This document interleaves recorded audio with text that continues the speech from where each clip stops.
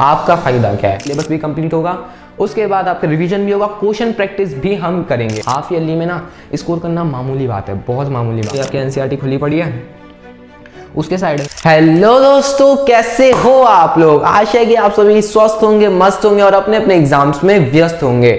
और एग्जाम से याद आया, एग्जाम सही कराने वाली स्ट्रेटेजी या फिर कह सकते हो आप स्कीम के तहत हम ले आए हैं केमिस्ट्री की ये प्यारी सी स्ट्रेटेजी वाली वीडियो।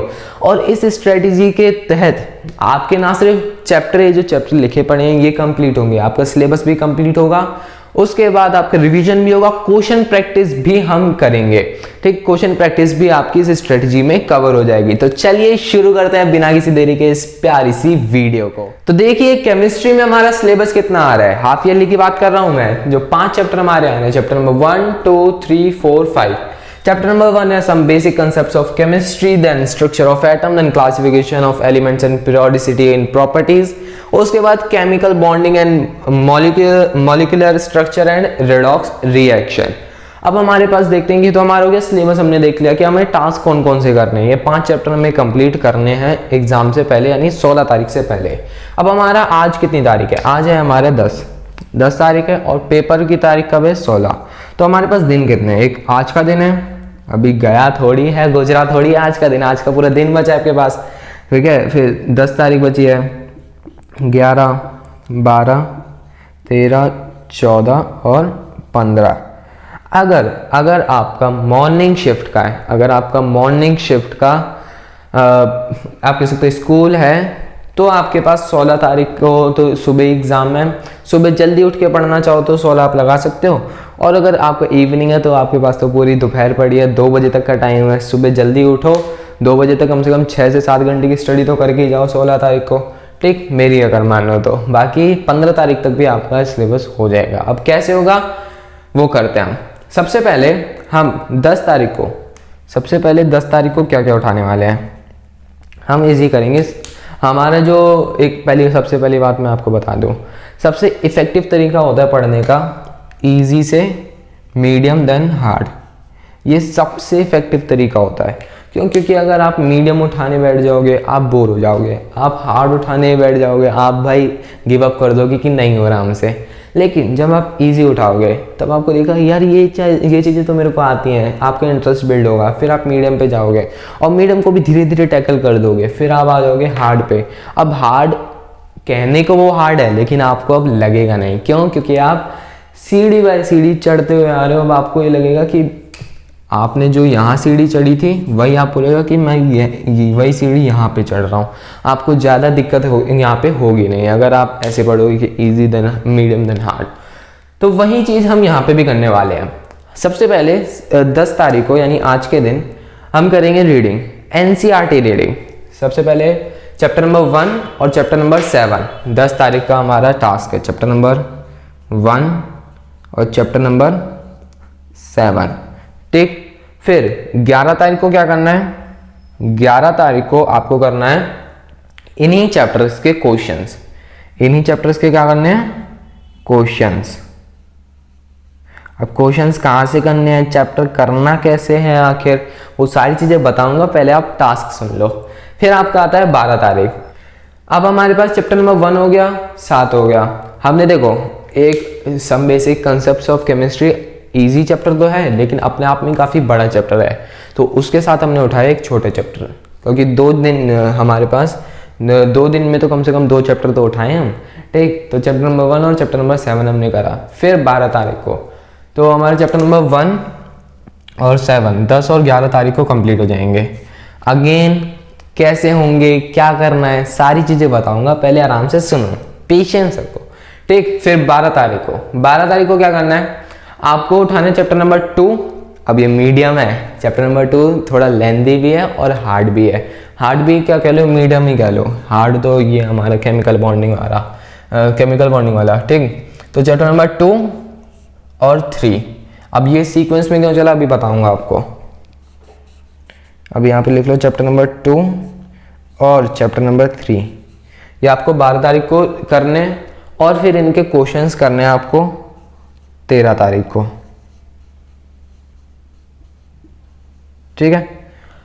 अब जब आपने चैप्टर नंबर 2 पढ़ लिया, चैप्टर नंबर 2 के बाद चैप्टर 3 भी पढ़ लिया, और चैप्टर नंबर 4 में काफ़ी सारी चीज़ें हैं। अगर आपने चैप्टर नंबर 3 नहीं पढ़ा है तो आप चैप्टर नंबर 4 पढ़ ही नहीं सकते। ठीक, लिख के ले लो, अगर चैप्टर नंबर 3 पढ़ा ही नहीं है तो चैप्टर नंबर 4 पढ़ ही नहीं सकते, क्योंकि इसी के कंसेप्ट इस वाले चैप्टर में काम आते हैं। आपको पता होगा, आपने पहले भी, अगर कंप्लीट भी नहीं है सिलेबस तो कुछ ना कुछ बुक तो खोली होगी, तो पता होगा आपको। ठीक, तो अगर चैप्टर नंबर 3 कर लोगे तो फ्लो में ही चैप्टर नंबर 4 भी आपका हो जाएगा। ठीक, तो चैप्टर नंबर 4 14 तारीख को आप चैप्टर नंबर 4 कर सकते हो। ठीक है, चैप्टर नंबर 4 कर लो, और उसके क्वेश्चंस लगाना चाहो तो इसी दिन लगा सकते हो, क्योंकि आधे दिन में आप इसकी रीडिंग कर लो और आधे दिन में इसके क्वेश्चंस लगा लो। ठीक, या अभी बताता हूँ इसके चैप्टर नंबर 14 तारीख को चैप्टर नंबर 4 ये केमिकल बॉन्डिंग करना है आपको, फिर उसके क्वेश्चंस। और अगर आप चाहो कि आपको लग रहा है कि नहीं हो पा रहे हैं, इतना एक दिन में एक चैप्टर पूरा नहीं हो पा रहा है, उसके क्वेश्चंस और रीडिंग नहीं हो पा रही है, तो आप 15 तारीख के लिए भी 15 तारीख के दिन का आप आधा दिन इसके क्वेश्चंस में आप दे सकते हो। और जो आधा दिन आपके पास बचा है, जो आपके पास आधा दिन या डे कह लो जो बचा है, वो आप दो सैम्पल पेपर्स को। सैम्पल पेपर्स का मतलब ये नहीं होता कि सिर्फ सैम्पल पेपर में आपके PYQ भी आ जाएंगे, पिछले साल के पेपर, और जो इस साल निकले होंगे, जो भी पेपर्स निकले होंगे सारे पेपर्स आ जाएंगे। यानी आपको आप कह सकते हो आपको पेपर्स देखने की किस तरह के क्वेश्चन सेट हो रहे हैं। ठीक, अब मेन क्वेश्चन आता है कि सर आपने ये बता दिया, ये करना है, ये तो हम खुद ही कर लेते। ठीक, आपकी वीडियो पे आने का फ़ायदा ही क्या हुआ? तो फ़ायदा गिनाते हैं भाई आपका फ़ायदा क्या है? आपका इसमें फ़ायदा है कि सबसे पहली बात आपको ये पता चल जाएगा करने कैसे हैं। आपको पहले टास्क पता चल गया। जब भी आप ना कोई काम करते हो, आप सोचते हो भाई 5 चैप्टर हैं और दिन कितने, 1 2 3 4 5 6 दिन है, कैसे करेंगे, है ना, कुछ समझ नहीं आता। लेकिन जब आप एकदम ऐसे सिस्टमेटिक वे में आप डिवाइड कर देते हो काम को, और फिर एक बार एक स्टेप करते चलते हो, वही वाली बात, easy to medium then hard, तब आपकी सारी चीज़ें बहुत आसान हो जाती हैं। अब करना कैसे, इन चैप्टर्स को करना कैसे है, तो ध्यान से सुनना। सबसे पहले आपको लगानी है NCERT रीडिंग। ये मैं टॉप वे लिख देता हूँ, वे टू टैकल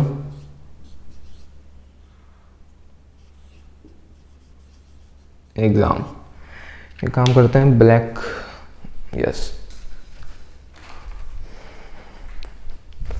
हाँ जी। तो सबसे पहले आपको NCERT रीडिंग करनी है। कोई भी चैप्टर आपने उठाया उसका NCERT रीडिंग करनी है आपको। अब कई बच्चे इसी में भूल जाएंगे कि सर NCERT रीडिंग कैसे करें। तो देखो NCERT आपको लाइन बाय लाइन रीड करनी पड़ेगी और ज़्यादा समय नहीं लगता है। एक चैप्टर में आपको मुश्किल से मुश्किल 2 से 4 घंटे, ज़्यादा मैक्सिमम 4 घंटे बता रहा हूँ, मैक्सिमम 4 घंटे आपको NCERT रीडिंग में लग सकते हैं।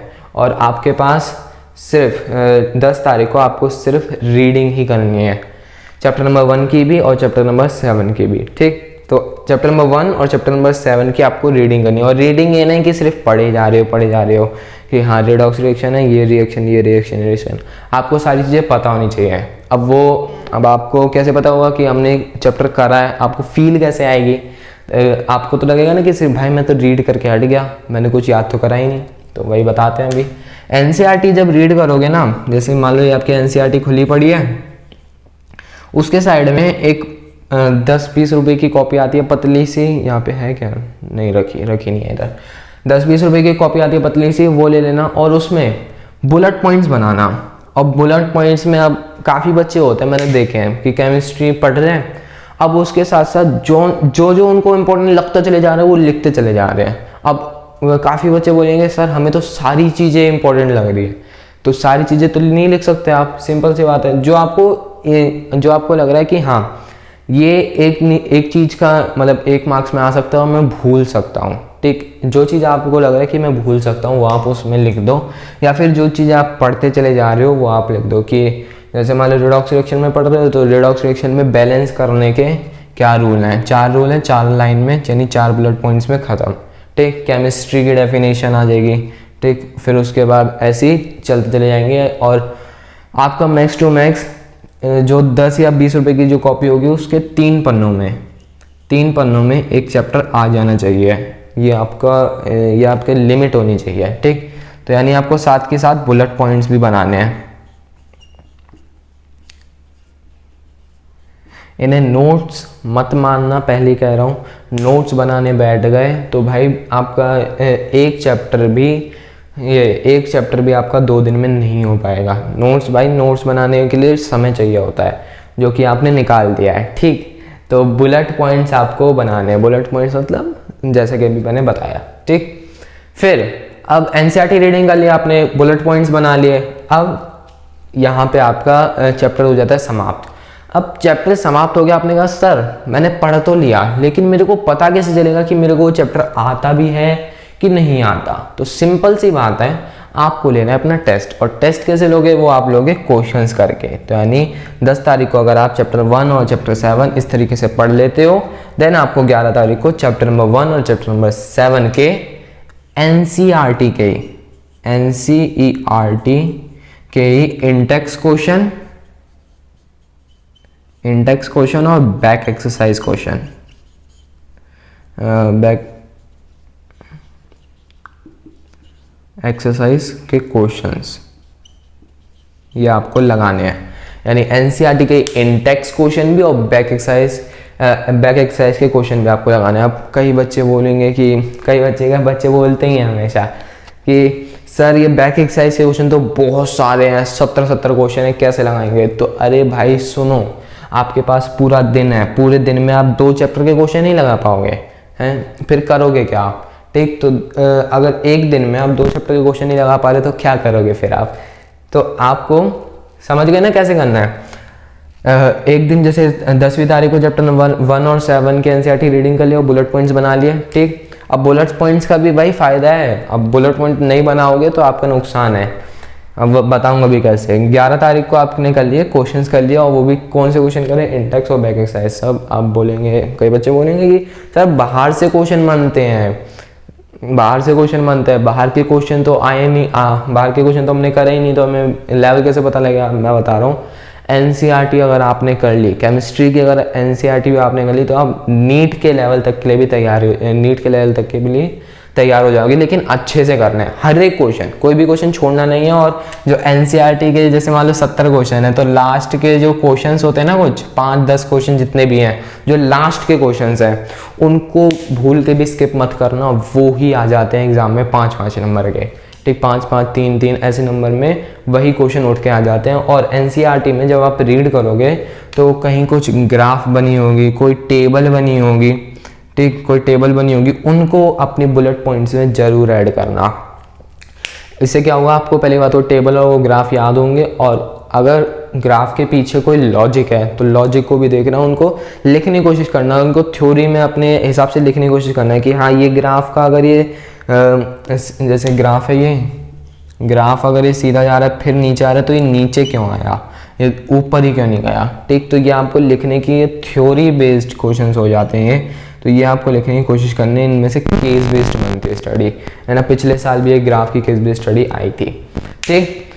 तो यहीं पे आपके ऐसे आपको सारे चैप्टर्स करने हैं। अब सुनो, बुलेट पॉइंट्स जो आप बनाओगे वो आपके ऐसे बनने चाहिए कि आपको जो 15वां दिन होगा या फिर जो भी आपका 16 तारीख को आपका पेपर है, 16 तारीख को पेपर है, तो 16 तारीख की जो गर्ल्स हैं या फिर आप कह सकते हैं मॉर्निंग वाले बैच हैं, है ना, वो उनके पास 9 बजे का टाइमिंग होती है, 9 बजे की टाइमिंग होती है पेपर की। तो 8:30 घर से निकलोगे, 8 बजे की मान लो 8 बजे तक होगी, तो आप उठोगे कब, 5 बजे तो कल उठोगी, 5 बजे तो उठोगे। अब इस समय 5 बजे नहीं उठ रहे तो फिर क्या कर दो भाई, ठीक। तो 5 बजे उठोगे तो 5 बजे से 8 बजे तक आप उन बुलेट पॉइंट्स को रिवाइज करना।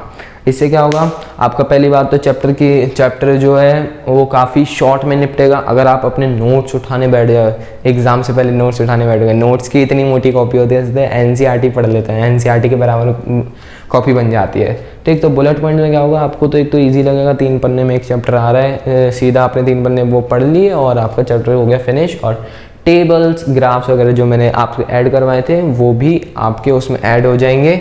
और उसके साथ साथ आपका टेबल और ग्राफ वगैरह भी आपको एनसीईआरटी खोलने की ज़रूरत नहीं पड़ेगी, वो वहीं के वहीं रिवाइज हो जाएंगे। और उनका थ्योरी एक्सप्लेनेशन भी आपने नीचे कहीं लिखा होगा, जैसा कि मैंने अभी आपको बताया थ्योरी एक्सप्लेनेशन, तो वो सारी चीज़ें भी आप पढ़ के जाना। Now this is all from my side. और अगर आपको और हेल्प चाहिए कि आपको जैसे फिजिक्स में आपको टॉपिक वाइज पढ़ाया था, टॉपिक वाइज चीज़ें बताई थी, ये क्वेश्चन करके जाना, अगर आपको वैसे चाहिए तो वैसे ही बता देना, मैं ले आऊँगा वीडियो। अगर आप कमेंट्स में लिखते हो कि हाँ भाई आप मेरे को टॉपिक वाइज भी चाहिए कि इस चैप्टर के कौन कौन से टॉपिक हैं जो पक्की करके जाना है, मतलब पास होने वाले भी लाले पड़े हैं, ठीक है, तो पास होने के लिए कोई वीडियो बनाइए, ठीक, तो वो आप बता देना मेरे को, उसके लिए भी मैं वीडियो ले आऊँगा। बाकी अगर आप इस स्ट्रेटजी से चलते हो तो बहुत अच्छा स्कोर करोगे, हद से ज़्यादा अच्छा स्कोर करोगे। ये जो हाफ ईयरली, देखो सुनो, बहुत गहरी बात बता रहा हूँ, हाफ ईयरली में ना स्कोर करना मामूली बात है, बहुत मामूली बात है। पता नहीं क्यों इसको हुआ बना रखा है, क्योंकि बच्चों का सिलेबस कंप्लीट होता नहीं, बच्चे सोचते हैं कि भाई 6 ही दिन है और 5 चैप्टर है, एक दिन भी एक चैप्टर को देंगे तो कैसे कंप्लीट होगा। तो भाई मैं बता दिया, ऐसे कंप्लीट होगा, ठीक। Signing off with this, I know आपका केमिस्ट्री का एग्जाम बहुत अच्छा जाने वाला है। अब मिलते हैं किसी और वीडियो में, तब तक के लिए जय हिंद, वंदे मातरम, मुस्कुराते रहिए, पढ़ते रहिए।